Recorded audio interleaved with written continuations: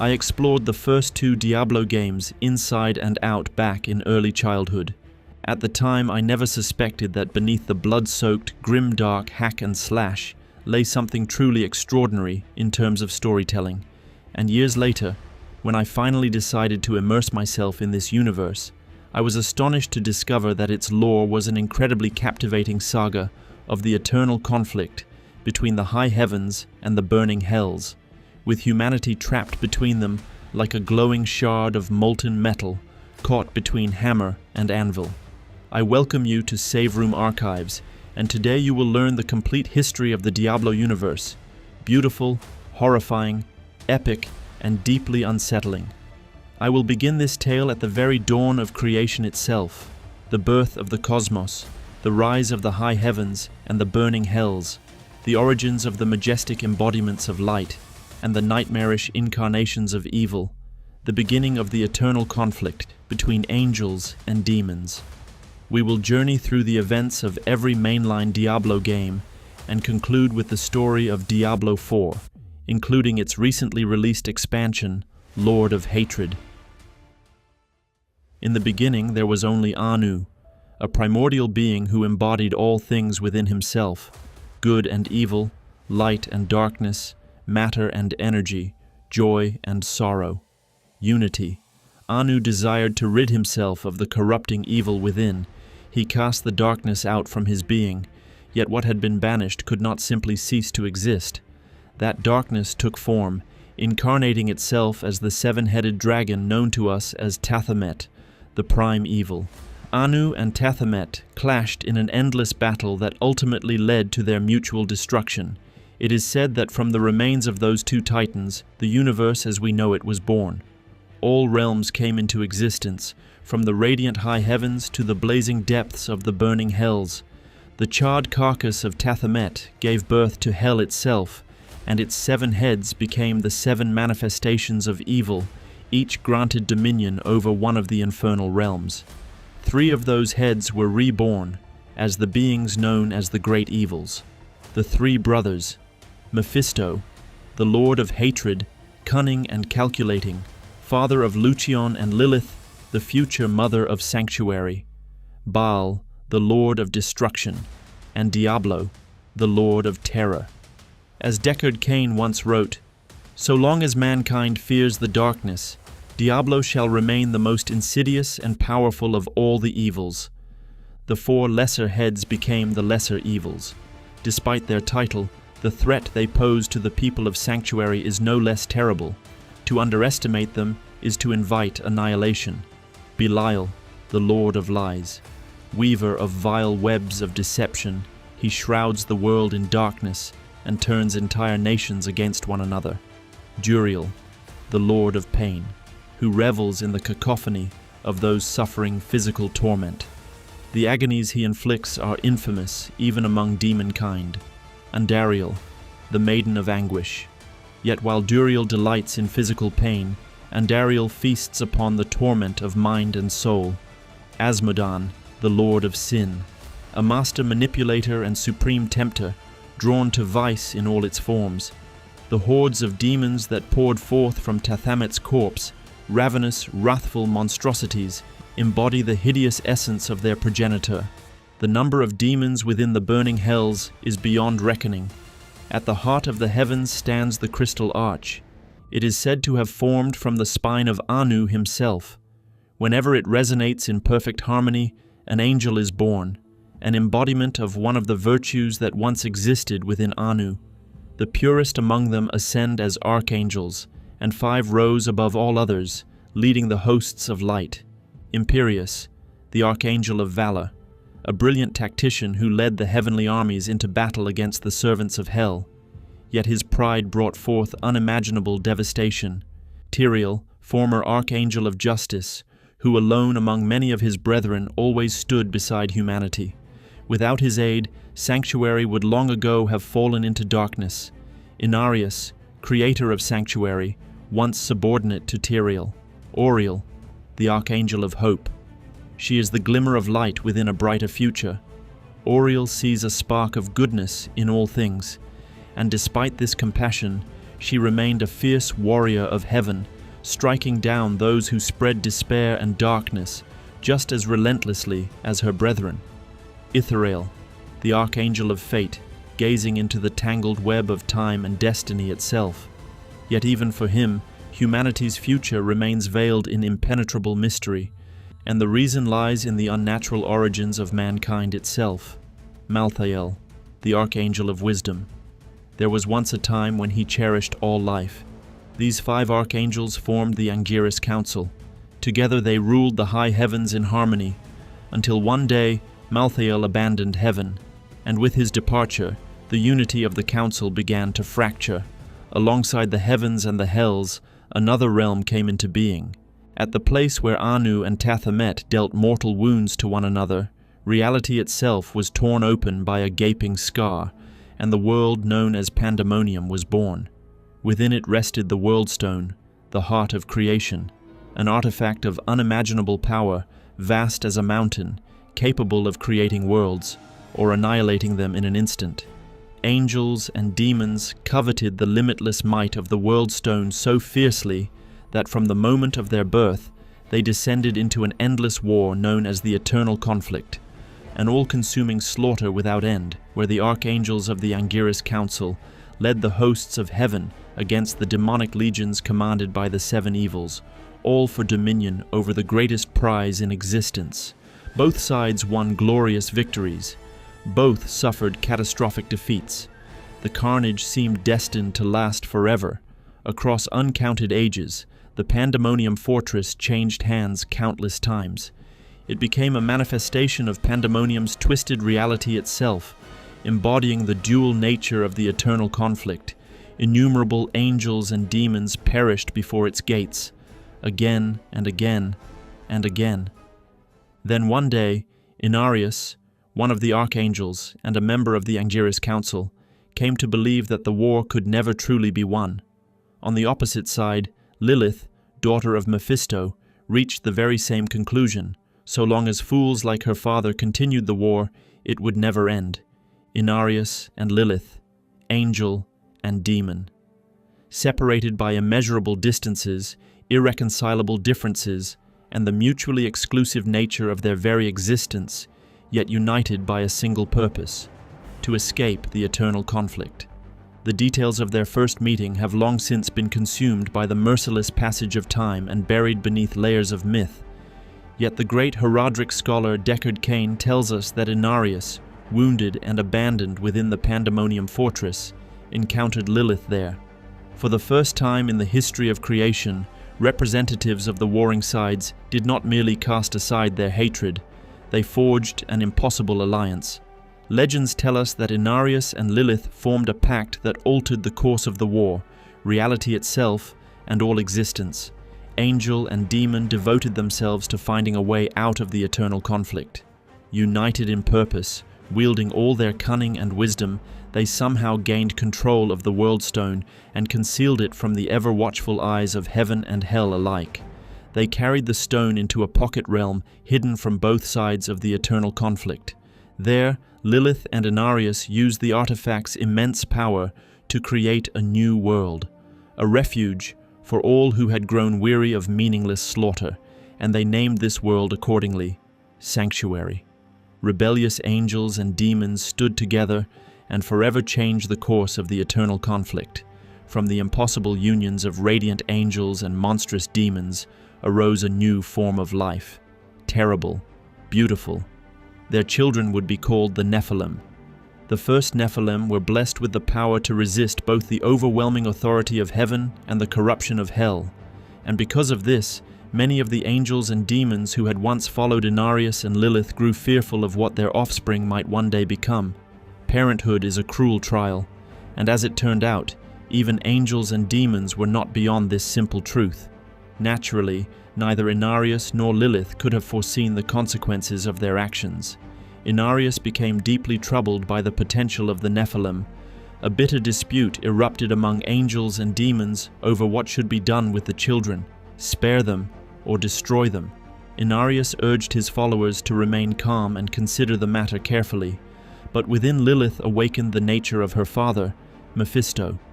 The threat of losing her children filled the mother of the Nephilim with uncontrollable fury. Without mercy, she slaughtered every angel and demon who had once stood beside her. Only Inarius survived. Horrified by what his beloved had done, Inarius was consumed by rage. Yet he could not bring himself to kill Lilith. Instead, he banished her from the sanctuary they had created together. Afterward, the angel altered the properties of the Worldstone, causing the power of each new generation of Nephilim to fade. Generation after generation, they changed, weakened, and became less like angels or demons. Alongside their diminishing strength, the collective memory of the Nephilim's origins also began to disappear. And in time, those weakened, diminished descendants of angelic and demonic blood became humanity, a race born in defiance of the laws of creation, destiny, and cosmic order itself. That is why even Itharael, archangel of fate, cannot see the future of mankind, for that which was born in defiance of destiny cannot possess a destiny at all. Free will, the absence of fate's chains, is both humanity's greatest gift and its greatest curse. Sanctuary could not remain hidden from the powers of heaven and hell forever. The first to discover it were the primevals themselves, Mephisto, Baal, and Diablo. They founded the Triune, a faith they secretly controlled from the shadows. In response, Inarius covertly established the Cathedral of Light. Unbeknownst to both the evils and Inarius, Lilith returned to Sanctuary, seeking to awaken within humanity the immense power they had lost when Inarius altered the Worldstone, power capable of crushing both heaven and hell alike, and safeguarding Sanctuary forever. Soon, Sanctuary was engulfed in what became known as the Sin War, a catastrophic conflict fought for the souls of mankind. Humanity emerged victorious, yet a new threat loomed over them. The heavens, following in the footsteps of their infernal rivals, learned of Sanctuary and of the beings born from the forbidden union of angels and demons. The archangels of the Anguirus Council were divided over humanity's fate. The deciding voice belonged to Tyrael. It is only because of the Archangel of Justice that mankind was not exterminated by the armies of heaven. Yet instead of annihilation, humanity suffered another punishment. Their memories of everything that had transpired were erased. Thus, the last remnants of knowledge concerning the power of the Nephilim were lost. Heaven and hell agreed to a truce, allowing humanity to choose for itself which side it would serve in the eternal conflict. Under the terms of that pact, Inarius was surrendered to Mephisto, the Lord of Hatred. His torment was truly unspeakable and without end. Naturally, the lords of hell had no intention of honoring their agreement with the angels forever. Time and again, they sought to corrupt humanity. The lesser evils rose in rebellion, seeking to seize power and banish their elder brothers into Sanctuary. A third of the rebels' armies were destroyed, yet their coup succeeded. Mephisto, Baal, and Diablo were cast into the mortal realm. For decades, the three spread hatred, destruction, and terror across Sanctuary, and it is here that the story of the Haradrim begins. The Archangel Tyrael gathered the greatest mages of Sanctuary beneath his banner and entrusted them with a sacred task: protect humanity. From the Worldstone, Tyrael forged 3 mighty artifacts known as the Soul Stones. They were prisons, vessels capable of containing the essences of the great evils themselves. A sapphire soul stone was crafted for Mephisto, an amber one for Baal, and a crimson stone for Diablo. Under Tyrael's guidance, the Haradrim scoured Sanctuary in pursuit of the exiled lords of hell. The first to be captured was the eldest brother, Mephisto. His sapphire soul stone was entrusted to the Zakarum faith for safekeeping. Baal was captured next, but the soul stone intended for him cracked. To contain the essence of the Lord of Destruction, Tal Rasha, leader of the Haradrim, imprisoned Baal's spirit within the largest remaining shard. Yet even that was not enough. The Haradrim chose another path. Tal Rasha believed the fragment could be strengthened if bound to a human body. Voluntarily condemning himself to a horrific fate, he agreed to become the vessel for the amber shard and the soul of the Lord of Destruction trapped within it. Tyrael himself bore the burden of driving the stone into Tal Rasha's heart. Mourning Haradrim sealed their noble leader within a tomb, deep beneath the desert sands. They understood that they were leaving Tal Rasha alone for eternity, with the imprisoned essence of Baal clawing endlessly for freedom. Yet they could never have imagined the true horror of the suffering their noble brother would endure. Leadership of the Haradrim then passed to Jared Cain. For nearly 10 years, the mages followed a trail of terror left behind by Diablo, until at last they imprisoned him within the Crimson Soul Stone. The Haradrim concealed the stone deep within a labyrinth of caverns. To guard the evil hidden below, they erected the Haradric monastery above the caves. It was believed that Diablo would languish in darkness forever, never again threatening sanctuary. But those hopes proved futile. The lands surrounding the monastery were eventually settled, and nearby arose the quiet, prosperous town of Tristram. Through political maneuvering, Tristram soon became strategically important. At the command of the Zakharum Church and Archbishop Lazarus, the Zakharum Lord Leoric declared himself king of Condoras and made Tristram the capital of his realm. He transformed the ancient Haradric monastery into his royal palace, unaware of the evil festering beneath his throne. Wise and rational though he once was, Leoric slowly began to change. His mind descended into madness and paranoia. The king ordered the execution of all who questioned his judgment. The people came to know him as the Black King. He declared war upon the neighboring kingdom of Westmarch, a decision heavily influenced by Lazarus. Leoric's eldest son, Aidan, eager to earn his father's approval, departed for war. Soon after the elder prince's departure, Leoric's younger son, Albrecht, vanished without a trace. Desperate to find the boy, Leoric tortured and executed countless subjects. When the knights finally returned from war, they were horrified by what Condoras had become. They conspired against the king and executed the Black King. Aidan returned alongside them. Rumors of demons and unspeakable horrors spreading through the lands around Tristram soon swept across the kingdom. Adventurers flocked to the town. 2 of them joined Prince Aidan as he descended into the catacombs beneath the old monastery in search of his younger brother, Albrecht. During this harrowing descent, Aidan was forced to slay his own father, or rather, the unholy abomination raised from death and known as the Skeleton King. Descending deeper still, the prince killed Archbishop Lazarus, who had secretly served the Lord of Terror, and at last found his brother, Albrecht. But the body and soul of the young prince had been twisted by Lazarus and Diablo alike, turning Albrecht into a vessel for Diablo himself. In killing the Lord of Terror, Aidan also killed his brother. Broken by grief and madness, Aidan tore the soul stone from Albrecht's body and drove it into his own flesh, straight into his forehead. The following weeks after that horrific ordeal were spent in the company of a local witch named Adria. Aidan became increasingly withdrawn and silent, slowly succumbing to Diablo's influence. Eventually, he departed Tristram and journeyed eastward, where he became known as the Dark Wanderer.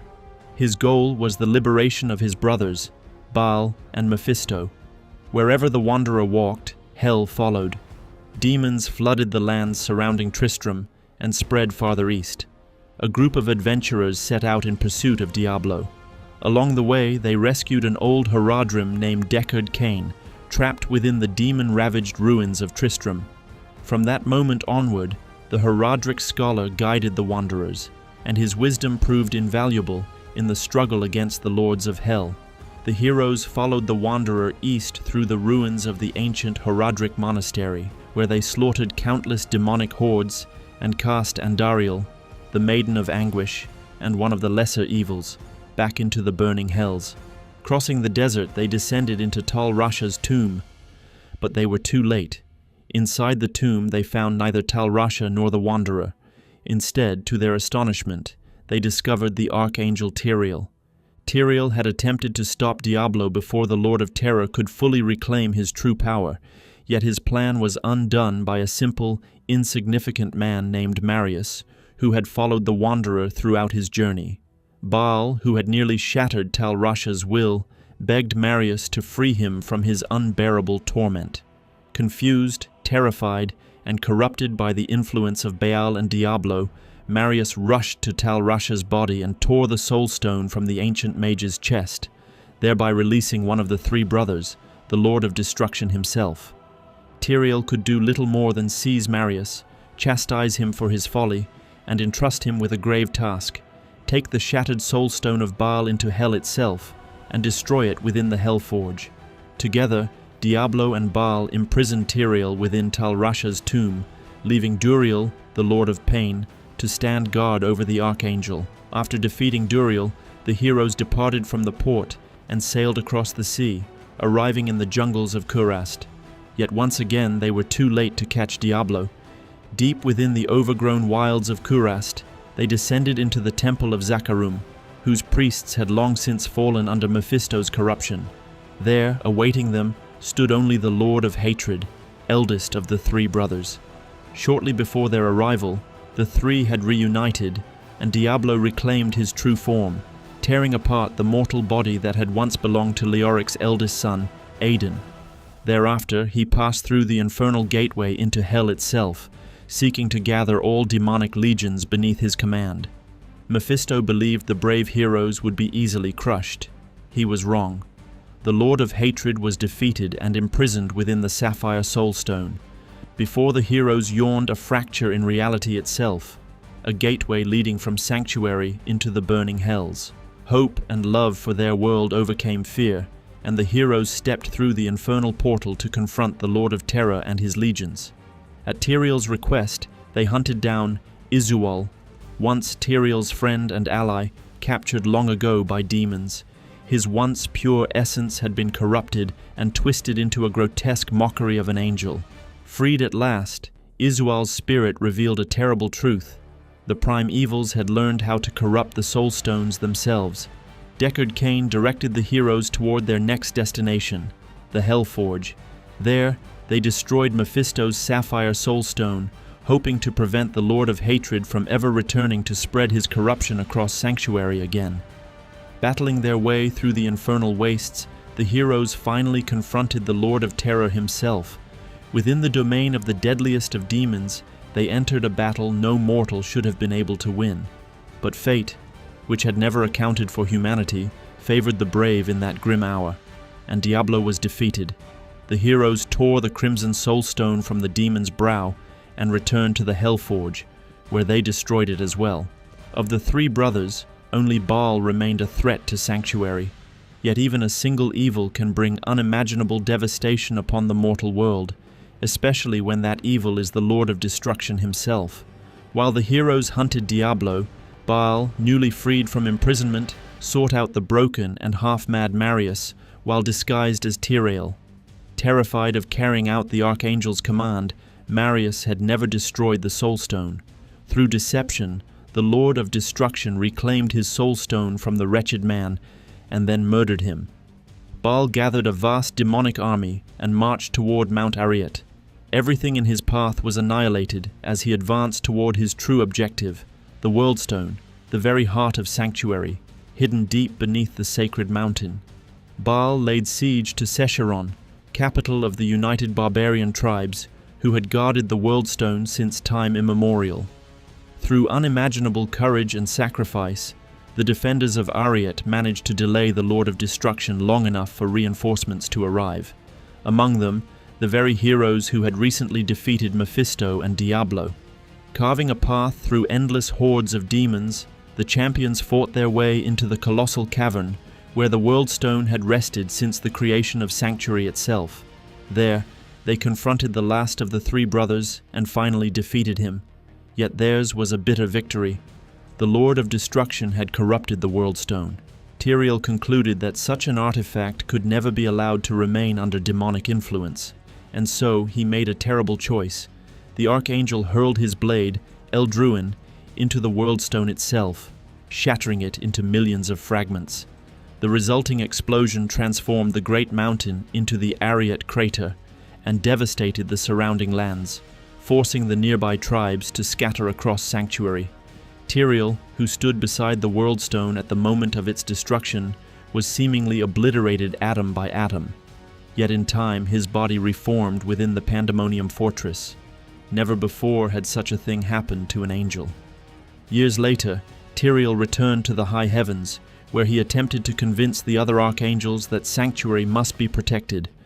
that humanity's fate was the key to victory in the eternal conflict itself. But the Anguirus Council, led by Imperius, remained deaf to the voice of justice.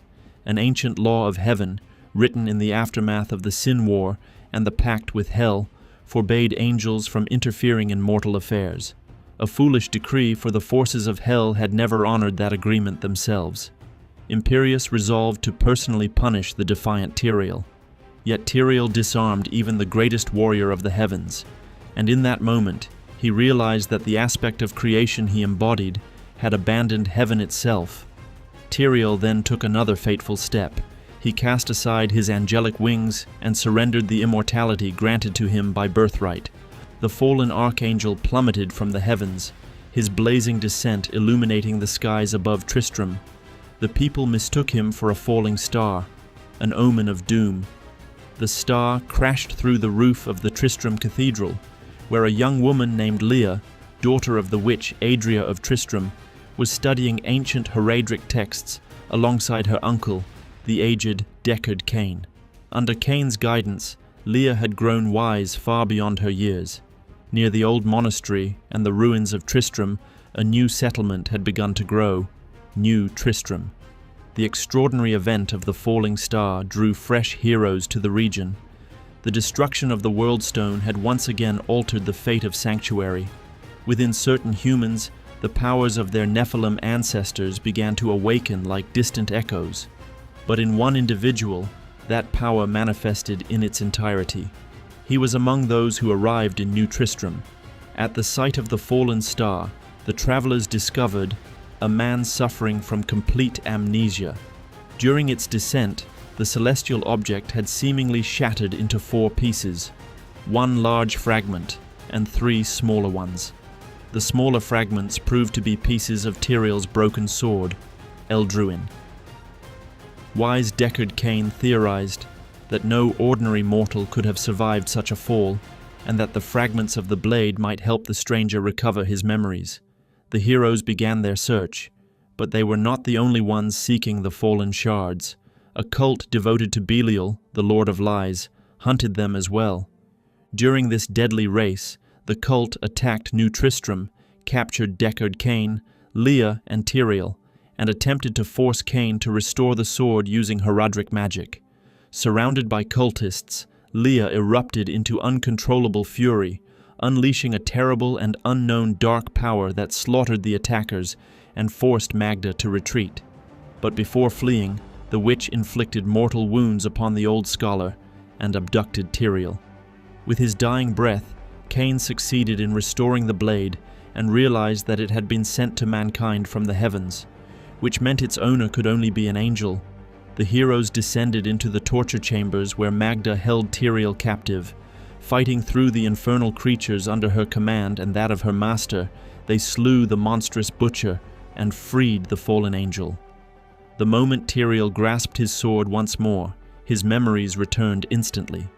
The heroes then journeyed east in pursuit of Magda, to the magnificent city of Chaldeum, now under the control of Belial and his servants. The Lord of Lies had assumed the form of Chaldeum's young emperor, staying perpetually several steps ahead of his enemies. Their first act was vengeance for Cain's death. The heroes slew Magda within the occupied town of Alcarn. Soon afterward, they discovered that Leah's mother, the witch Adria, was alive, though Leah had believed her dead her entire life. Adria offered to help her daughter control the dark power that had erupted within her in New Tristram. She also revealed the existence of the Black Soul Stone, an artifact once created by the mad heraldic mage Zoltan Kuhl. Unlike ordinary soul stones, the Black Soul Stone possessed the power to imprison not merely one soul, but many at once, both angelic and demonic, and potentially destroy them forever. Having learned of the Black Soul Stone years earlier during her time with Aiden, Adria had performed dark rituals that bound the essences of the evils to the stone itself. As a result, whenever the demons were defeated, their souls no longer returned to the burning hells, but were instead drawn directly into the Black Soul Stone. Thus Andariel, Duriel, Mephisto, Diablo, and Baal had all become prisoners within it. Only 2 of the evils remained free. The heroes resurrected Zoltan Kuhl and obtained the Black Soul Stone. Soon afterward, they assaulted Belial himself and imprisoned his soul within the artifact as well. One night, Asmodan, the Lord of Sin, appeared to Leah in a vision. He told her that he knew of her plan. At the time, the demon's words seemed meaningless. Asmodan knew of the Black Soul Stone and sought to claim it for himself, intending to absorb the imprisoned souls of the other demons and become the prime evil reborn. Yet the Lord of Sin made a grave mistake. He revealed his intentions to Leah.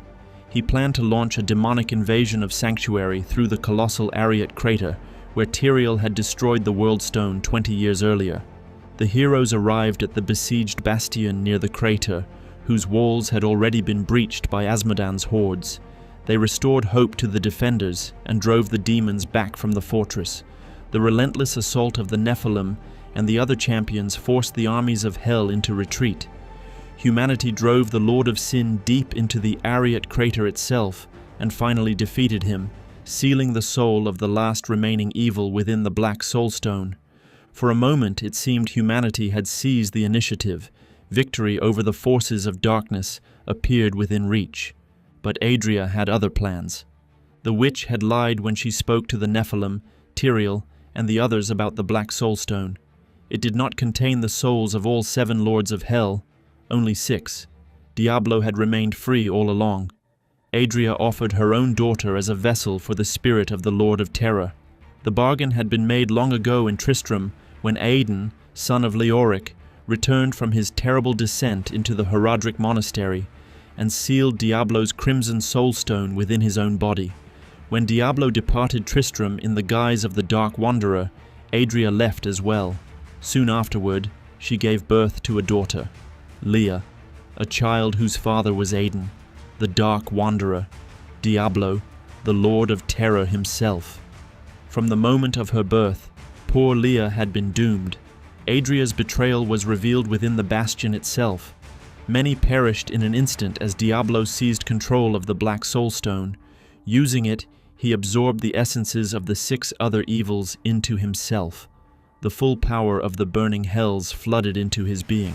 Diablo was reborn as the prime evil. Empowered beyond anything the world had ever witnessed, he attempted what neither mortal nor demon had ever dared before. He marched upon the high heavens themselves, determined to extinguish the light of the crystal arch forever and destroy heaven as a realm entire. Diablo appeared before the crystal gates of heaven and effortlessly defeated Imperius, leader of the Angiris Council, in single combat. Then he tore open infernal rifts across the Silver City.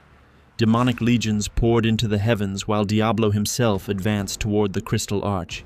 The angels could not withstand the overwhelming power of the prime evil, but then humanity came to their aid, the very race the angels had once considered exterminating. The heroes restored hope to the heavens and reclaimed the Silver City piece by piece until they reached the pinnacle of the crystal arch, where Diablo awaited them. Once again, humanity achieved the impossible. The prime evil was defeated, and his essence was imprisoned once more within the Black Soul Stone. Tyrael returned to the Angiris Council as a mortal, now embodying wisdom in place of justice. At last, it seemed Sanctuary might finally know peace, but peace never came. Long before Diablo's assault upon heaven, the Archangel of Wisdom, Malthael, had abandoned the Angiris Council and vanished from the high heavens. The eternal conflict had twisted and hardened his mind. More than anything, Malthael desired to end the war forever, and he believed the time had come. When the 7 evils became imprisoned within the Black Soul Stone, he reached a horrifying conclusion. Humanity was nothing more than a foul, unnatural offspring of demons, and if all demons had to perish for the eternal conflict to end, then humanity must perish as well. To achieve this, Malthael needed the Black Soul Stone, which the reborn Herodrim, restored under the guidance of the now mortal Tyrael, had taken into their custody. The Angel of Death descended upon their vault and slaughtered most of the Herodrim. Only Tyrael and Lorath Nar survived, protected from Malthael's lethal aura by Tyrael's sword, Eldruin. Empowered by the Black Soul Stone, Malthael and his reapers unleashed horrific slaughter upon the streets of Westmarch. They harvested human souls indiscriminately, Every death strengthened the angel of death further. Once he had absorbed enough souls, Malthael vanished together with the Black Soulstone. The heroes of Sanctuary pursued him relentlessly. The only person who might know his destination was Adria herself.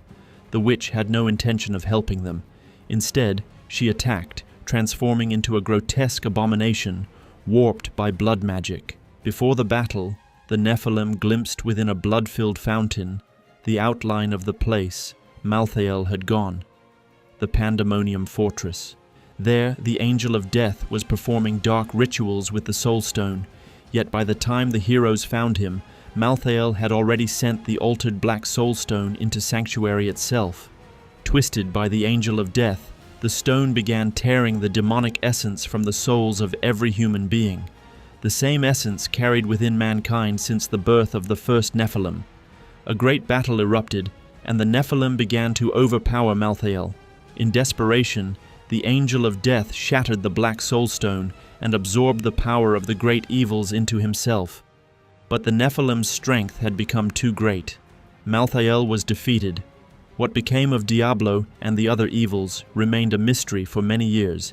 Yet one truth was certain: they had not been destroyed, for they are not merely powerful beings, they are the dark aspects of creation itself, and such things can never truly die. More than 50 years had passed since the battle with Malthael. Sanctuary endured as best it could, after more than half of humanity had been slaughtered by the Reaper of Souls. Yet peace had never truly existed in the mortal world. Forests, mountains, and deserts alike remained infested with monsters, undead horrors, and demons. In those 5 decades, several momentous events reshaped the fate of Sanctuary. The Archangel Inarius escaped Mephisto's captivity and returned to the mortal realm, where he once more established a religious order known as the Cathedral of Light, along with his personal army, the Knights Penitent. The prime evils had not yet fully reformed within the burning hells, though fragments of their essence had already begun to recover. For a time, the Haradrim remained active, but after Tyrael abandoned his disciples, the order slowly crumbled into ruin. And then came the event that would become the catalyst for a new age in Sanctuary's history. Through a bloody ritual, the demoness Lilith was summoned back into the mortal world. She began her march across the realm she had once helped create, seeking followers to gather beneath her banner. It is here that the story of our hero begins. A lone wanderer rides through snow-choked mountain passes beneath a dead and frozen sky. During the night, something terrifies his horse. He later finds the animal nearby, its entrails spilled across the snow. Somewhere in the darkness stalks the creature responsible, a sinister wolf bearing an otherworldly grin. Weak and half-frozen, the traveler stumbles into a cave where exhaustion slowly drags him toward death. But then his mind is pierced by a vision of the beast that slew his horse. The creature's image, demonic, grotesque, as though born from another realm entirely, fills the wanderer with unnatural strength. Rising to his feet, he presses onward through the raging blizzard toward the nearest settlement. The backwater village of Nevesk greets him with desperate cries from its people, begging for protection against the evil crawling out of nearby ruins. After cleansing the ruins of demons, the wanderer returns to Nevesk, where the villagers celebrate him as a savior and prepare a feast in his honor. They feed him, pour him drink after drink, but something has been mixed into the meal. Before long, the traveler loses consciousness. Helpless and senseless, he is dragged into a barn littered with severed limbs and human entrails. Death looms only moments away, but at the last second, he is saved by the monk Eoseph. Together, they fight their way through the maddened villages of Nevesk. The wanderer violently retches up the tainted stew, and it becomes clear that strange blood-red petals had been mixed into the food. Identical petals lie scattered across the floor of the local chapel. The moment he touches one, a vision unfolds before him as vividly as waking reality. Sometime earlier, during a sermon, the demoness Lilith herself entered the chapel.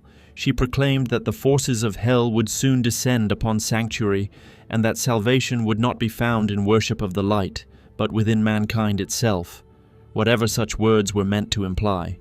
Lilith's mere presence drove the villagers into a frenzy of bloodlust. In savage madness, they tore the preacher apart, and then Lilith, accompanied by her mysterious pale-faced companion, departed into the night. Horrified by the Wanderer's vision, Iosef departs at once to report everything to the cathedral. Before leaving, he urges the Wanderer to seek out a hermit named Lorath Nar, the very Haradrim whom Tyrael once protected during Malthael's theft of the Black Soulstone. Together, Lorath and the Wanderer travel to the great city of Kiovashad. From there, Lorath sets out in search of the mysterious pale man the Wanderer had seen beside Lilith in the vision at Navesk, while the Wanderer is tasked with earning the support of the cathedral and finding another Haradrim, Donan. The Wanderer arrives at the Cathedral of Light, where he reunites with Yosef and is introduced to Reverend Mother Prava, Inarius' most devoted follower. She speaks of a prophecy foretelling that the returned Inarius will bring a final end to Lilith.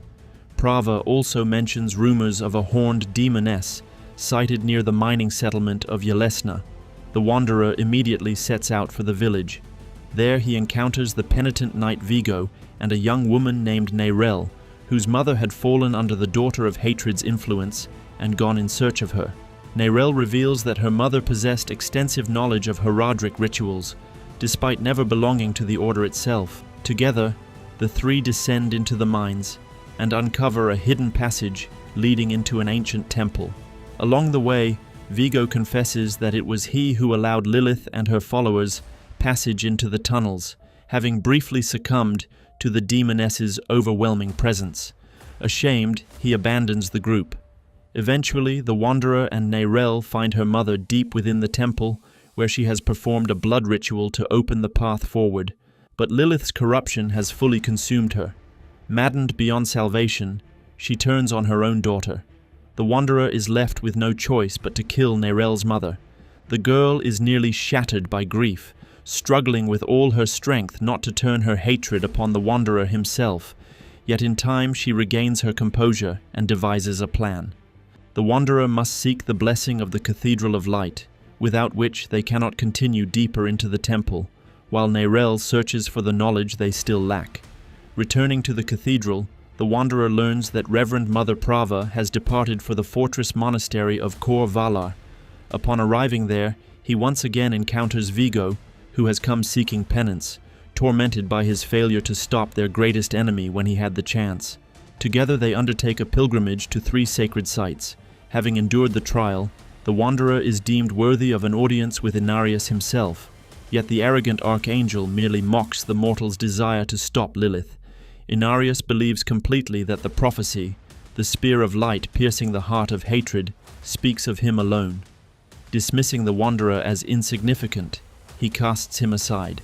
With nowhere else to turn, the Wanderer returns to Prava, but she offers unexpected comfort, declaring that the mere fact he stands before her alive and untouched after meeting Inarius is proof enough that he is worthy of the cathedral's blessing.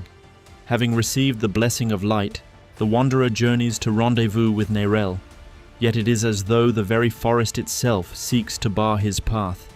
For hours he wanders beneath twisted branches, battling demons in the dark without finding any trace of his companion. Then, without warning, he encounters the wolf once more, the same creature from the frozen cave that first awakened him. The beast speaks. Behind it opens a crimson portal, and the wolf beckons the Wanderer to enter. Beyond lies a hellish vision of the doomed town of Tristram. There, the wolf reveals his true identity: Mephisto, the Lord of Hatred, or rather, the fragment of his power that has managed to restore itself over the passing years. Mephisto offers the Wanderer an alliance, for even one of the prime evils stands to gain from the death of his own daughter. Leaving the mortal to consider the offer, the Lord of Hatred opens a portal leading at last to Neirel. Together with Neirel, the Wanderer discovers an old Haradric vault. Within its hidden chambers, Neirel uncovers the spells they require, and together they return to the ancient temple beneath the mines, to the place where her mother died. Using necromantic rites drawn from an arcane tome, Neirel briefly raises her mother from death. The spirit reveals the path into the deepest reaches of the temple before the spell fades, and her body collapses lifeless once more. Neirel asks the Wanderer to continue alone while she remains behind, to bury her mother. Beyond lies the temple of Rathma, son of Inarius and Lilith, and the first necromancer of Sanctuary. As the wanderer pushes deeper through the ancient ruins, it becomes clear that demonic corruption has infested the place for some time. Along the way, spectral visions reveal fragments of Rathma's final conversation with Inarius. The archangel had arrived here long before anyone else, seeking the key to the gates of hell. But Rathma, the true author of the prophecy concerning the Spear of Light, refused to surrender it to his father. Enraged, Inarius murdered his own son. Deeper within the temple, the wanderer discovers the body of the first necromancer, and beside it, a pool of Lilith's blood. Through the strange bond forged by her blood petals, the wanderer witnesses another vision. Lilith herself had come here before him. She found her son's corpse and discovered within Rathma's staff the key to Hell's Gate. Standing over the fallen necromancer, she vowed that his sacrifice would not be in vain. The wanderer then journeys to Skosglen, an ancient land of primeval forests, savage beasts, and druids.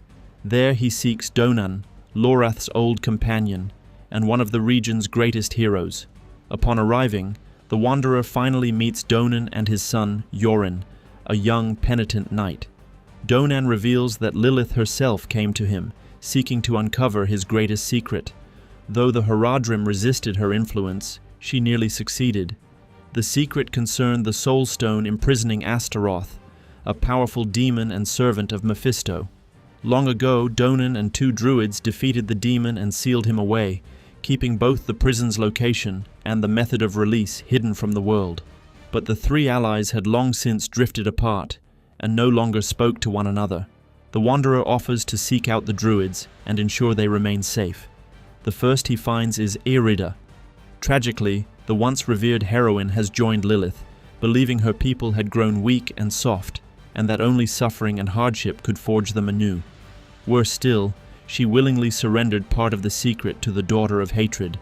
The wanderer is forced to battle the druidess, and ultimately slay her. The second druid is Nephane. Unlike Irida, he resisted Lilith's corruption.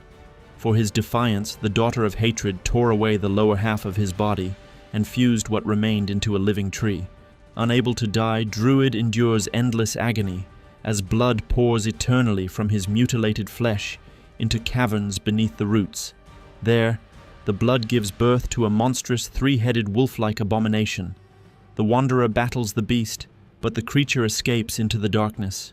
Broken by torment, Druid confesses that under such unbearable suffering, he revealed part of the secret as well.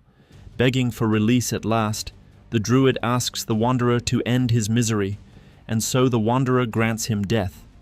The wanderer makes for a fortress of the penitent knights near Donan's estate, hoping to reach the Haradrim in time, but Lilith has already been there.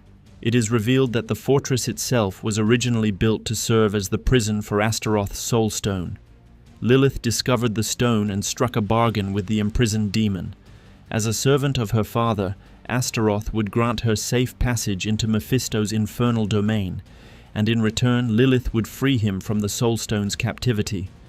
She drives the Soul Stone into the forehead of Yorin, Donan's son. Within the young man's body, the demon is reborn. Mounted upon the same 3-headed beast born from the druid's blood, Astaroth rides forth to lay waste to a nearby city. The wanderer pursues him, and after a brutal battle, succeeds in destroying the demon, but Yorin cannot be saved. Leaving the grieving Donan behind, the wanderer finally sets out to reunite with Lorath in the dry steppes. The wanderer finds Lorath in Ked Bardu, one of the largest cities in the dry steppes, founded by barbarian tribes after the destruction of Mount Ariat. Yet the Haradrim is a pitiful sight, sprawled drunkenly in the mud of a livestock yard, barely conscious from drink. After sobering somewhat and hearing the wanderer's tale, the old man finally resolves to act. He reveals that he has discovered who summoned Lilith back into Sanctuary. The culprit is Elias, Lorath's former apprentice. It was Elias, the pale servant standing beside Lilith in every vision the wanderer had seen. Lorath has learned that Elias now dwells somewhere within the dry steppes, preparing a terrible ritual. During their search, the wanderer and Lorath uncover Elias's hidden library. There they discover preparations for summoning one of the lesser evils into sanctuary itself, Andariel. They also learn where the ritual is to be performed, the Temple of the Triune, an ancient sanctuary dating back to the time of the Sin War. To enter the temple, one must receive the blessing of 3 gods, gods who are, in truth, the 3 prime evils themselves. After receiving the blessings of Diablo and Baal, the wanderer approaches the altar of Mephisto. But instead of a blessing, the black wolf appears once more. Mephisto again proposes an alliance, urging the wanderer to stop wasting time on insignificant prey like Elias, and instead pursue Lilith herself.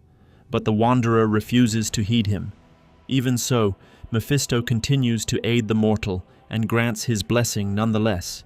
Inside the temple, the wanderer and Lorath discover Elias surrounded by cultists gathered around an altar. Upon it lies a woman covered in ritual tattoos, seemingly trapped in a trance. Above her, blood dripping from wounds across her body, twists into an unholy shape. Without waiting for the ritual to conclude, Lorath attacks his former apprentice and wounds him grievously. Elias manages to escape. Lorath carries the unfortunate woman out of the temple, while the wanderer remains behind, to slaughter the remaining cultists. Once they reach safety, the 3 discuss their next course of action. The rescued woman introduces herself as Taisa. Though the ritual was interrupted, she nevertheless formed a connection with Andariel, and can still feel the demoness's hatred and agony clawing through her mind. Despite her condition, she vows to aid them against Elias. The group soon learns that the fallen Haradrim is hiding within a small palace deep in the desert, perpetually concealed by violent sandstorms. The wanderer and Lorath seek a guide, and eventually find a half-mad old man willing to lead them. It is Mephisto. Long ago, he ferried a band of heroes from Lutgolin to Kurast in pursuit of the Dark Wanderer. But the passing years have reduced him to a pitiful addict, his mind clouded beyond repair. Yet in Lorath he sees the face of an old companion, Deckard Cain, and throughout the journey insists on calling him by that name alone. Though trusting a madman is dangerous, the heroes nevertheless survive the crossing and finally reach the hidden palace. Disguising themselves as Elias's followers, the Wanderer and Lorath infiltrate the stronghold and discover a powerful artifact, the Sightless Eye. Long ago, this relic was guarded within the monastery of the Sisterhood during the hunt for the Dark Wanderer. The artifact grants the power to locate anyone and observe them unseen. Soon after, the group encounters Elias himself and defeats him. Yet moments later, they find him again in a neighboring chamber, completely unharmed. Time and again, the Wanderer slays the fallen Haradrim, and each time Elias returns as though death itself holds no claim over him. With no other choice, Lorath and the Wanderer flee the palace with the artifact in hand. But at the gates, they discover that Mephisto has been mortally wounded by cultists. The old adventurer dies in the hero's arms. Lorath and the Wanderer return to Taisa at their makeshift refuge, an abandoned chapel standing at the edge of the desert. Using the Sightless Eye, they locate Lilith and Elias. But the demoness proves powerful enough to sense the artifact's gaze upon her. Even so, the heroes manage to overhear part of the conversation between the Daughter of Hatred and the fallen Haradrim. Lilith intends to descend into hell itself, find the essence of her father, and consume his power. Should she succeed, no force in Sanctuary or the burning hells would be capable of stopping her. Lorath devises a desperate plan. They will reforge Astaroth's soulstone and use it to imprison Lilith herself. But to accomplish this, they once again require Donan's aid. The Wanderer retrieves the Haradrim and brings him to a hidden Haradric vault, where Lorath and Neyrel are already waiting. Taisa, meanwhile, remains behind at the chapel in the desert.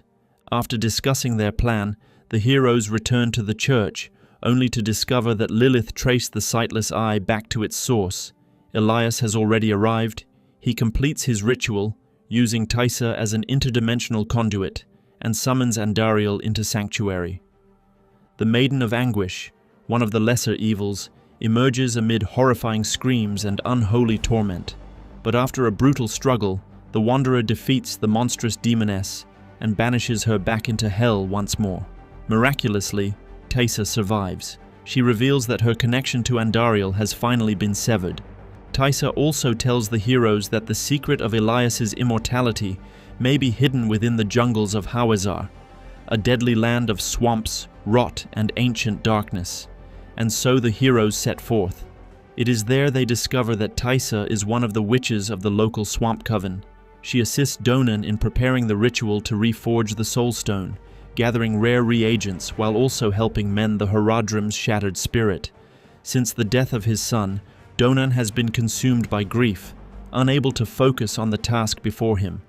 Using a potent brew of the coven's making, Taisa allows Donan to see the soul of his dead son one final time and bid him farewell properly. At last, finding the strength to continue, Donan successfully reforges the Soul Stone. Meanwhile, Lorath and Nyrel seek a source of forbidden wisdom hidden deep within the jungle. Their search ultimately leads them to the Tree of Whispers, an ancient and dreadful place where severed heads hang from twisted branches like rotten fruit. Through those stolen heads, the tree speaks. It reveals that Elias once came before it, seeking the knowledge required to summon Lilith into sanctuary. In exchange, he agreed that after death his head would remain forever hanging among the others, upon the tree's branches. But the fallen Horadrim deceived it. Somehow, Elias found a way to escape death itself. The tree does not know how, but it points the heroes toward a strange place upon the coast, where Elias repeatedly journeyed in secret. Lorath, Nyrel, and the Wanderer travel to the shoreline, where the coast lies buried beneath the wreckage of countless shattered ships. Entire hordes of drowned undead roam among the ruins. One of the creatures bites Nyrel's arm, and supernatural necrosis rapidly spreads through her body. To prevent her from becoming one of the monsters, Lorath severs the infected limb himself. He remains behind, to care for the wounded girl while the Wanderer investigates Elias's hidden sanctuary alone. There, the Wanderer discovers a strange coffin. The Tree of Whispers reveals that it serves as a portal to the place where Elias obtained his immortality. The Wanderer lies within, and the coffin sinks beneath the dark waters. Yet instead of drowning, he awakens within an ancient submerged temple. There, the truth of Elias's immortality is finally revealed. Whoever leaves a piece of their flesh within this cursed place is reborn instantly after death. Deep inside the flooded ruins, the Wanderer finds a severed finger bone belonging to Elias and carries it back to the surface. The heroes reunite at last. The next step in their plan is to attune the Soul Stone to the correct demon. Since Lilith is the daughter of hatred, the stone must be steeped in that very emotion. Fortune, grim as ever, places the perfect source nearby, the sarcophagus of Kwehigan Sankakur, the great patriarch of Zakarum, who was betrayed and murdered by his own followers after Mephisto corrupted them. Long ago, heroes sought Sankakur's remains in order to enter the Temple of Kurest and defeat the Lord of Hatred himself. At the sarcophagus, Donan and Nyrel perform the ritual while Taisa, Lorath, and the Wanderer battle Elias, who finally realizes that he is no longer immortal. As death closes around him, the fallen Horadrim insists one last time that he has no regrets, that everything he did was necessary. Taisa silences him by cutting his throat. At that moment, a massive raven descends from the jungle, tears Elias's head free, and carries it into the darkness beneath the dreadful laughter of the Tree of Whispers. The heroes celebrate their victory, but soon realize Lorath has vanished. He had gone to the Tree of Whispers and bargained away his own head after death in exchange for knowledge of Lilith's plans. The tree accepts and reveals the truth. Lilith is heading toward the gates of hell hidden beneath Chaldeum, once the jeweled heart of the desert, the very city where, 50 years earlier, the Nephilim slew Belial, Lord of Lies, and one of the lesser evils. The heroes journey there, learning along the way that Inarius has already marched upon Chaldeum at the head of the Knights Penitent. By the time they arrive, the Archangel has already taken command of the city, yet Inarius rejects the aid of the Horadrim, confiscates the Soul Stone, and refuses all association with them. Even so, the heroes join the penitent knights in the desperate assault toward the gates of hell. On the path through the infernal war zone, the Wanderer encounters Duriel, Lord of Pain. another of the lesser evils. After a savage battle, the Wanderer succeeds in defeating the demon. But by then, Inarius and his army have already passed through the gate Lilith opened into hell itself. While the penitent knights wage hopeless war against endless demons, the former lovers and creators of Sanctuary finally confront one another alone. Inarius believes that by killing Lilith, he will at last earn heaven's forgiveness and be welcomed back into the high heavens from which he was exiled under pact with hell. The archangel drives his spear through Lilith's body, but the heavens remain silent. Desperate, Inarius cries out, demanding to know what more he must do to be forgiven. In that moment, Lilith, still alive, plunges the spear into his back and tears away his wings. She calls him a fool, who never understood that heaven no longer had any need of him. Inarius dies, and hell itself consumes his remains. Leaderless, the army of penitent knights is utterly annihilated, torn apart by the demonic hordes. It is in the aftermath of this slaughter that the Wanderer and the Haradrim arrive. They find Reverend Mother Prava barely clinging to life. The heroes manage to save her, and she escapes back to Sanctuary through the gate. Before she leaves, they reclaim the Soul Stone from her possession, the very stone Inarius entrusted her to guard. Fighting through endless legions of demons, the heroes eventually discover a temporary refuge, but there Donan is revealed to be mortally wounded. As death approaches, he begs Lorath not to leave his body behind in hell. Soon after, the old Haradrim dies. The Wanderer once more uses the sightless eye to locate Lilith. She has already reached the domain of her father, guided there by Astaroth, with whom she had struck her bargain. But once again the daughter of hatred senses the gaze upon her. This time she traps the Wanderer within his own mind, assaulting him with visions and nightmares drawn from his past. Once more, salvation comes in the form of the Black Wolf, Mephisto. Again the Lord of Hatred offers an alliance against Lilith. When the Wanderer awakens, Lorath chooses to remain behind with Donan's body. Neyrelle and the Wanderer continue onward alone toward Mephisto's palace. Along the way, the wolf appears before them again. This time Neyrelle sees him as well. She immediately realizes his true identity and is horrified that the Wanderer has been consorting all this time with one of the greater evils. Mephisto opens a portal directly into the heart of his palace, allowing the heroes to move ahead of Lilith herself. There, Neyrelle proposes a daring plan. Instead of imprisoning Lilith, they will seal Mephisto within the Soul Stone. As for Lilith, the Wanderer can defeat her by force alone. After all, he has already slain two lesser evils.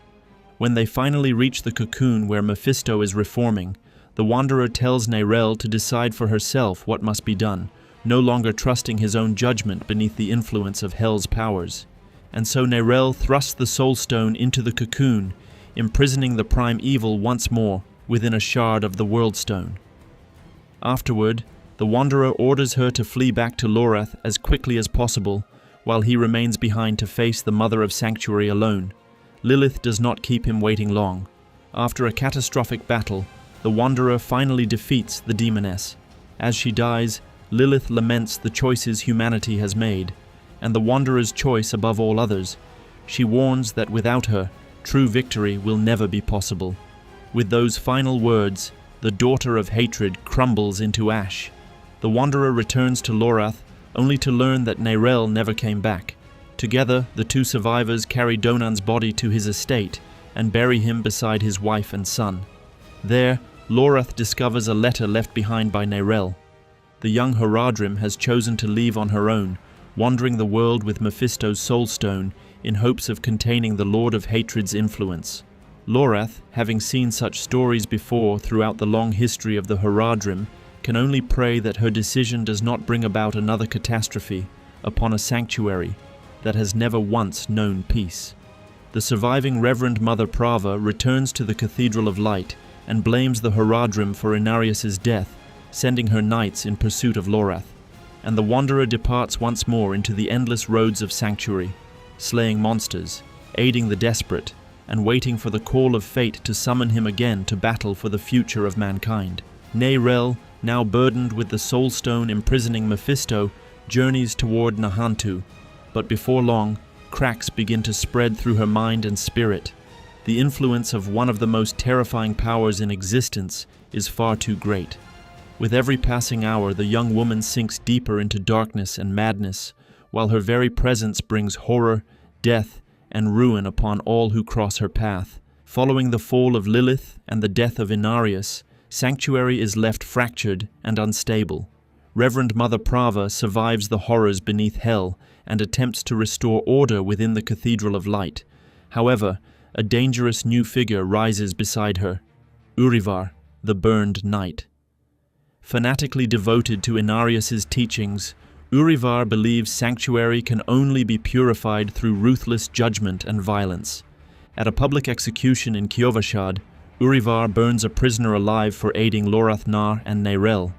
Though Prava remains silent during the spectacle, it becomes clear she is disturbed by the cathedral's growing extremism. Urivar's influence over the faithful grows rapidly, while Prava struggles to maintain control. The Wanderer soon becomes Urivar's next target. Branded an ally of the Horadrim, the Wanderer races to warn Lorath before the cathedral can capture him. Arriving at Lorath's cabin too late, the Wanderer finds signs of a violent struggle and meets Nawal, a wounded woman searching for Lorath. She reveals that Neyrel has been seen in the coastal city of Geakul, watched over by a man named Rahir. Prava unexpectedly appears and claims she wants to protect Neyrel from Urivar's fanaticism. Though her motives remain questionable, she warns that Urivar's obsession with the Soul Stone threatens everyone involved. With little time remaining, the Wanderer travels south toward Geakul. When the Wanderer reaches Geakul, the city is suffering from a horrifying plague. A sickness spreads through the streets, warping creatures and people alike into monstrous beings known as the Hollows. Rahir explains that the corruption began shortly after Neyrel passed through the region, carrying Mephisto's Soul Stone. Rahir reveals that Lorath had been following Neyrel, but vanished deeper within Nahantu. Neyrel herself continued south, searching for answers about Mephisto and the Soul Stone. Despite his responsibilities to Geakul and his daughter, Rahir agrees to help. Together, the Wanderer and Rahir battle waves of hollows overrunning the city. These creatures are grotesque manifestations of Mephisto's corruption, spreading decay throughout Nahantu. Though the immediate danger is contained, the source of the plague remains active. As they track the corruption deeper into the wilderness, Rahir is eventually ambushed by Urivar's soldiers. His arm is severed, and Urivar demands to know Neyrel's location. Before the Wanderer can respond, a vision of Neyrel appears near a ruined canoe, chanting over the Soul Stone. Distracted, the Wanderer is stabbed by Urivar and thrown into the river. The Wanderer awakens later under the care of Eru, a spirit-born elder from Nahantu. Eru explains that the corruption spreading through the land is tied directly to Mephisto's growing influence within the Soul Stone. Though wary of outsiders, Eru agrees to help locate Neyrel. Rahir survives his injuries and rejoins the group. Unable to return safely to Geakul after Urivar's attack, he guides the Wanderer and Eru toward Kuras Docks, where Neyrel's trail continues. At Kuras Docks, the devastation caused by Neyrel's journey becomes even more apparent. Entire homes are infected by corruption, and those who aided her have died horrible deaths. The Wanderer discovers records detailing Mephisto's original imprisonment beneath Travancore and the downfall of the Zakarum. Long ago, Mephisto was imprisoned beneath the city within a Soul Stone. Though the Zakarum believed they could contain him, Mephisto slowly corrupted them from within until the entire faith collapsed into madness and violence. Neyrel has clearly been studying this history, hoping to avoid repeating the same mistakes. Before entering Travancore, Eru guides the Wanderer to a sacred ritual site where the spirit of Akarat appears. Akarat grants the Wanderer a blessing of light capable of resisting Mephisto's corruption, though he warns that Neyrel's fate ultimately depends on her own strength. Inside the ruins of Travancore and the durance of hate, the corruption intensifies. The Wanderer eventually finds Neyrel kneeling atop a stone pillar, desperately trying to suppress Mephisto's influence through prayer. She is visibly exhausted and mentally deteriorating. Mephisto himself soon appears in the form of a massive wolf. He taunts the Wanderer, accusing them of forcing Neyrelle to shoulder the impossible burden of imprisoning a prime evil. He claims the Soul Stone is killing her and offers a bargain. Release him, and Neyrelle's suffering will end. The Wanderer refuses. As hollows swarm the chamber, the spirit of Akarat intervenes in the form of a radiant lion, saving the Wanderer and Neyrelle. Akarat instructs them to seek another spirit named Abulan, whose power may help free Neyrelle from the Soulstone's corruption. Returning to Kurast, the Wanderer meets with the Council of Nahantu alongside Iru and Maka. The Council reveals that Abulan resides within the Spirit Realm, a sacred dimension connected to Nahantu's spiritual traditions. Using ancient rituals and artifacts, Maka opens a gateway into the Spirit Realm. However, it quickly becomes clear that Mephisto's corruption has spread there as well. Hollows now infest even this sacred place. Eru grows increasingly angry and fearful. To him, Neyrelle brought disaster directly into Nahantu and endangered both Sanctuary and the Spirit Realm. Nevertheless, the group presses forward. When they finally reach Abulan, they discover the ancient spirit has already been corrupted beyond salvation. Twisted into a monstrous shell of his former self, Abulan attacks them. Forced to defend themselves, the Wanderer kills him. The loss devastates Iru. Abulan was not merely a powerful spirit, but a revered mentor and symbol of Nahantu's resilience. Iru personally removes Abulan's heart and gives it to the Wanderer. Though horrified by what must be done, he believes the heart's remaining power may still save Neyrelle. The group returns to Travancal carrying the heart. Along the way, Akarat finally reveals the deeper truth. Neyrelle is not simply the cause of Nahantu's suffering. The corruption in the land long predates her arrival and is inseparably tied to Mephisto's ancient influence. Neyrelle may instead be Sanctuary's best hope of stopping him. When they find Neyrelle again, she is close to collapse. The Wanderer convinces her to consume Abulan's heart, temporarily freeing her from Mephisto's immediate influence. Regaining clarity, Neyrelle reveals her plan. Deep within Nahantu lies the tomb of Akarat, containing the Vault of Light. There, she believes the Soul Stone can be strengthened and her bond with Mephisto permanently severed. Although Iru deeply opposes disturbing Akarat's tomb, the Council of Nahantu ultimately agrees with Neyrelle's plan. Guided by ancient tablets discovered on the Tanglewood Plateau, the group searches for the hidden tomb. Before they can continue, Urivar's Burn Knights attack Maka's camp. Iru is captured, forcing the Wanderer, Neyrelle, and Maka to launch a rescue mission. Though they successfully free Eru, Neyrelle's condition continues deteriorating as Mephisto's influence grows stronger. Realizing Urivar can no longer be allowed to continue his crusade, the Wanderer confronts him directly.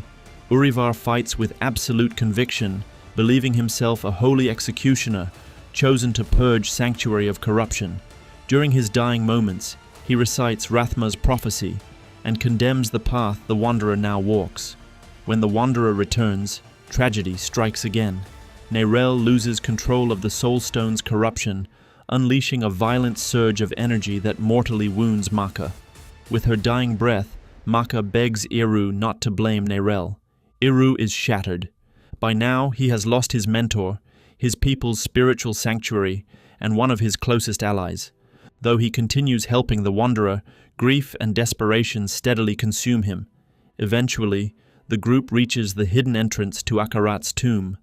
Together, the Wanderer, Neyrelle, and Eru perform an ancient chant that parts the waters and reveals the sacred path forward. Inside the tomb, they navigate ancient traps and riddles before finally entering the Vault of Light. At the center lies the perfectly preserved body of Akarat himself, one of the holiest relics in all Sanctuary. Standing before Akarat's body, Neyrelle prepares to free herself from the Soul Stone's influence. Mephisto torments her with visions of her dead mother and promises of comfort if she refuses to let go. With encouragement from the Wanderer, Neyrelle places the Soul Stone upon Akarat's body. A surge of radiant light fills the chamber. For a brief moment, it appears the ritual succeeds. Neyrelle's bond with Mephisto is severed, and the corruption fades. Then Iru betrays everyone. Driven by fear for Nahantu's survival, Iru reveals he made a bargain with Mephisto.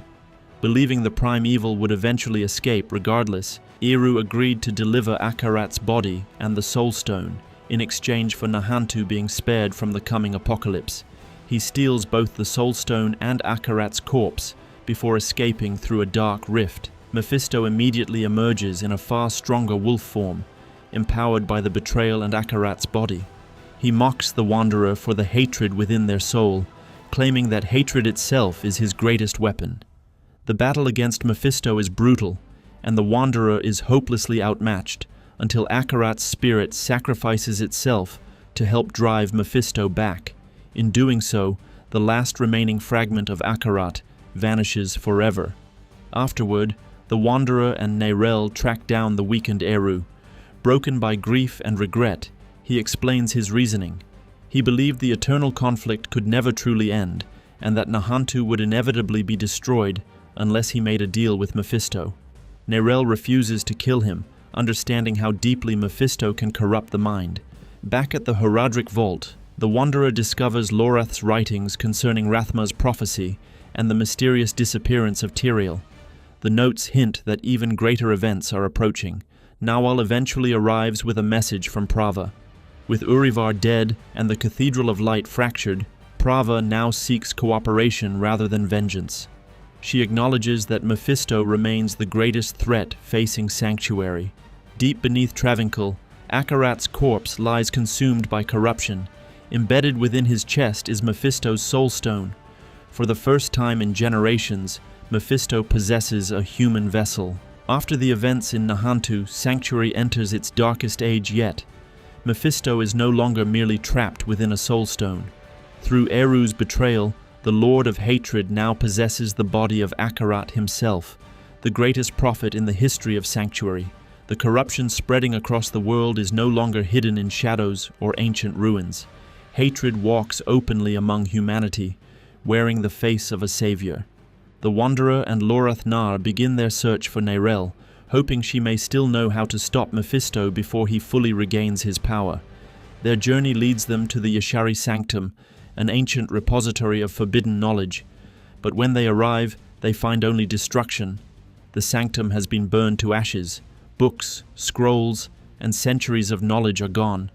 Bodies lie scattered through the ruins, and at the center of it all lies Nerel, dead beside her shattered notes. Lorath is devastated. Nerel had carried the burden of Mephisto longer than anyone should have endured, and now her journey has ended in tragedy.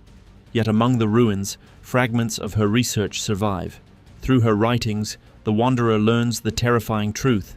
Mephisto is traveling to the Scovos Isles, the birthplace of the first human civilization, the homeland once shared by Lilith and Inarius, and according to Nerel's discoveries, the place where Sanctuary itself may have first been shaped.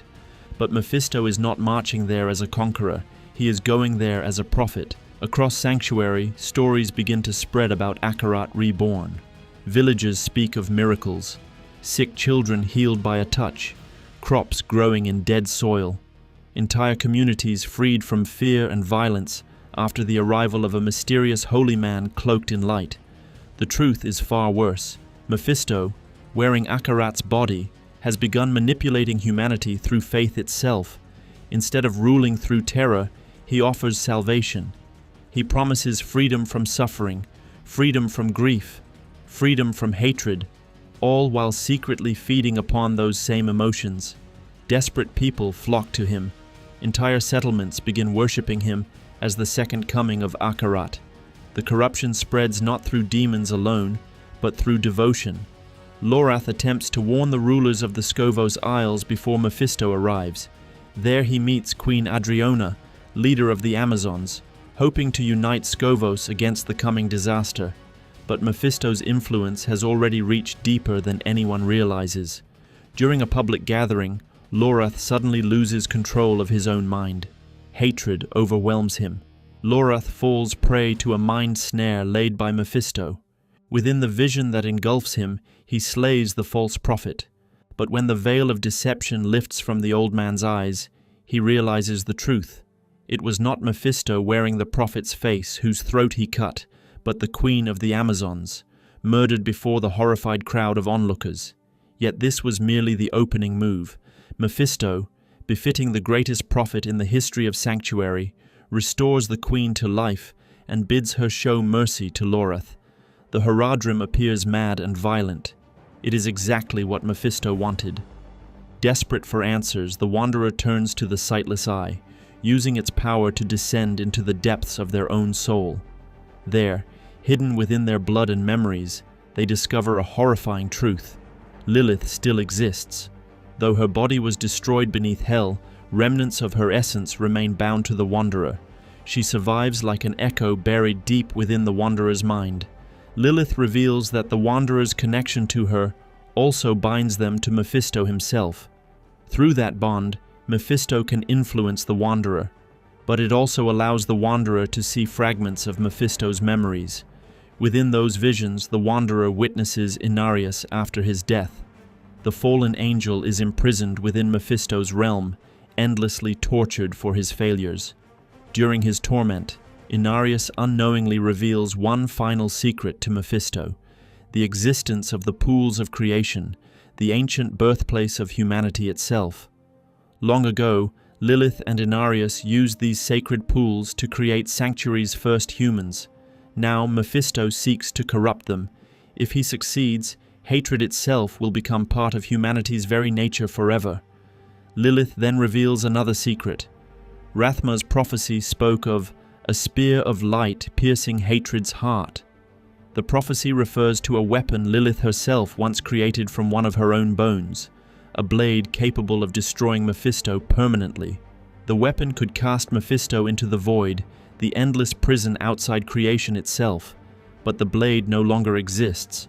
Long ago, Rathma shattered it after rejecting Lilith's war against heaven and hell. Now its fragments are scattered across Sanctuary, and the Wanderer must find them before Mephisto reaches the pools of creation. The Wanderer travels across Scovos, hunting the fragments of Lilith's blade while fighting against Mephisto's expanding influence. Yet the greatest danger is not outside, it is within. The Wanderer begins hearing Mephisto's voice constantly. As Sanctuary falls deeper into chaos, Lorath finally finds someone long believed lost: Tyrael. The former Archangel of Justice returns after years in hiding. No longer immortal, Tyrael has spent years searching ancient Horadric vaults for knowledge that might stop the prime evils forever. He reveals that the high heavens remain fractured and weakened after centuries of war. The Anguirus Council refuses to intervene directly in Sanctuary's affairs, leaving humanity to fight alone once more. But Tyrael understands what Mephisto has become. This is no longer merely another demonic invasion. Mephisto seeks to become something greater than a prime evil. Using Akarat's body, humanity's faith, and the corruption of the pools of creation, he intends to reshape humanity itself into an eternal civilization of hatred. One by one, the fragments of Lilith's blade are recovered. Tyrael leads the Wanderer to an ancient Horadric vault, hidden within Mount Hephaestus, where the Horadric cube still survives. Using its power, the shattered fragments are reforged into Lilith's blade once more. But before the final battle begins, Lilith makes her final choice. She pulls the Wanderer back into the memory realm, where Mephisto nearly overwhelms their soul entirely. Knowing the Wanderer cannot survive while still bound to her blood, Lilith sacrifices herself completely to sever the connection. Lilith truly disappears, not as a queen, not as a monster, but as a mother trying, in her own terrible way, to save humanity from both heaven and hell. When the Wanderer returns, Lorath is gone. Searching for allies among the Amazons, he was confronted by Queen Adriona, who had already fallen under Mephisto's corruption. She kills Lorath, and his head is claimed by the Tree of Whispers. The last Horadrim dies beneath a darkened sky. An eclipse falls over Scovos. Across the islands, Mephisto's corruption erupts completely. Entire Amazon armies turn against one another. Demons pour into Sanctuary as hatred consumes everything it touches. Tyrael opens the path to the pools of creation. Deep beneath Scovos, surrounded by ancient waters and impossible light, lies the birthplace of humanity. There Mephisto finally abandons his disguise. The body of Akarat tears apart as the prime evil reveals his true form. Hatred itself radiates from him like fire. The sacred prophet who once spread the light has become the ultimate vessel of corruption. The final battle begins. Mephisto attempts to poison the pools, intending to corrupt all future generations of humanity forever. The Wanderer fights alongside Tyrael against the full power of the Lord of Hatred, while the world itself begins collapsing around them. At last, the Wanderer drives Lilith's blade into Mephisto's heart. The weapon does not kill him normally. Instead, the void opens. Mephisto is dragged screaming into the endless darkness beyond creation itself, a prison from which even a prime evil may never return. For the first time in history, one of the three prime evils is truly removed from the eternal conflict. After Mephisto's defeat, Tyrael and the Wanderer travel to Hawazar.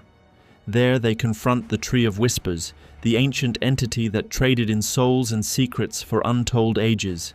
Recognizing it as another source of endless suffering, Tyrael sets the tree ablaze. The trapped spirits bound within it are finally released. Among them is Lorath.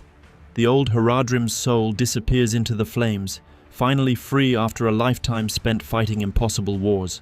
The story ends with Sanctuary scarred but alive. Scovos lies shattered by war. The Amazons begin rebuilding their civilization. Heaven remains silent. Hell continues to rage in the darkness beyond the world. And though Mephisto has fallen, the Wanderer understands a terrible truth. The eternal conflict never truly ends, because hatred itself can never fully die. Thank you for watching till the end. And finally, I would only ask that you leave a like and subscribe. It would greatly help my small and growing channel continue to evolve and thrive. I'll be waiting for you in Save Room Archives to tell you more thrilling stories. See you there, and may all the creepy stuff pass you by.